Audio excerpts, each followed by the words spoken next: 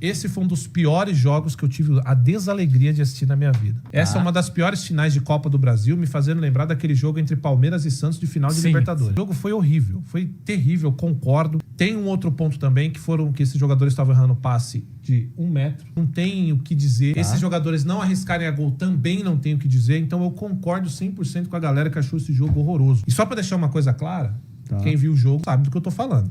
Começa as narrativas de que o Vasco dominou o Corinthians. Pelo amor de Deus, velho. Eu não sei que jogo que vocês assistiram. O Corinthians e o Vasco não jogaram porra nenhuma. Não teve nenhum domínio. O Vasco não representou nenhum perigo ao Corinthians, exceto aquele gol que estava impedido. E foi o Corinthians a mesma coisa.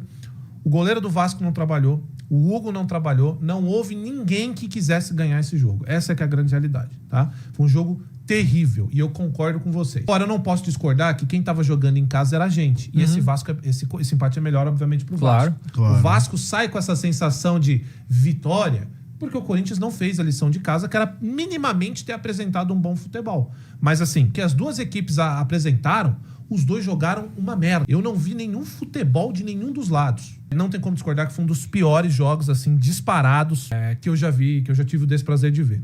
Agora, Dava, tem um negócio assim, tá? O que eu vou falar agora a galera não sei se vai concordar. Mas eu acho que o Vasco, nesse jogo, teve uma grande chance de ser campeão. Não tô dizendo que não pode ser domingo, tá? Pode ser.